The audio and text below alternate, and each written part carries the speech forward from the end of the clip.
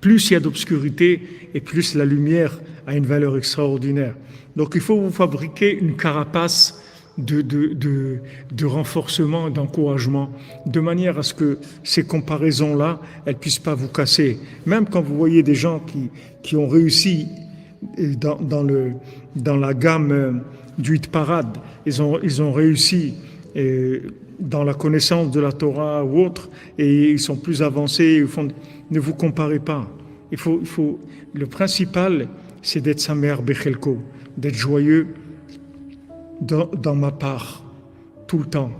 Parce que d'où je viens, il n'y a pas beaucoup de gens qui sont revenus de là où je viens. De là où je viens, personnellement, il n'y a pas beaucoup de gens qui sortent de là-bas.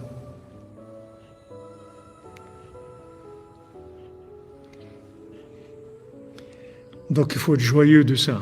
Il ne faut jamais oublier ça. N'oublie jamais d'où tu viens. C'est pour ça qu'on doit se rappeler, il y a une mitzvah de la Torah, de se rappeler parmi les 613 mitzvot, il y a une mitzvah de se rappeler tout le jour de la sortie d'Égypte. Tous les jours. N'oublie jamais d'où tu viens. N'oublie jamais ça. Et ça va te donner beaucoup, beaucoup de joie de savoir toujours d'où tu viens. Ce long chemin que tu as fait pour arriver là. C'est long chemin. C'est un chemin d'effort énorme, c'est des transformations énormes, c'est des joues que tu as pris sur toi énormes. C'est énorme par rapport à ta force, par rapport au contexte, par rapport à l'entourage des gens qui sont autour de toi. Où tu vas trouver des gens aujourd'hui, nous, Baruch Hashem, on a connu des gens comme Rav Chaikin, comme Rav Israël Ber au dessert, comme des Rav Levi Yitzhak, Rav Shmuel Shapira, des gens, Rav Gershon Cohen, des gens comme ça qui étaient des lumières de renforcement, de Tov Haïn, de bon œil, toujours en train d'encourager, des bons mots, toujours des bons mots. Quand avec ma femme on a vu notre premier enfant, notre premier garçon Nachman Sheikhié, alors on avait aussi des amis qui avaient eu en même temps aussi un enfant, mais le jour, pratiquement le même jour. Nous on avait eu 1 ou 2 jours après. Et le bébé des amis, il avait la jaunisse, il n'a pas pu faire la Brit Mila à temps.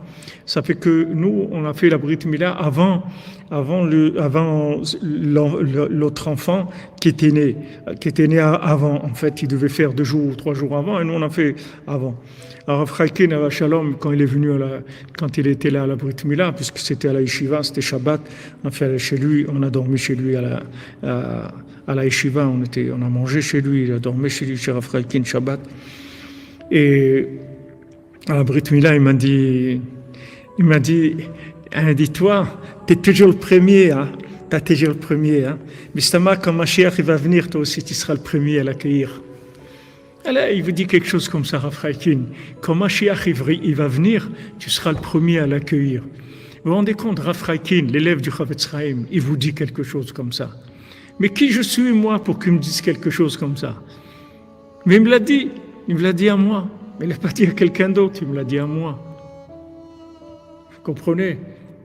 Qu'est-ce qu'il y a aujourd'hui? Vous allez trouver des gens comme ça.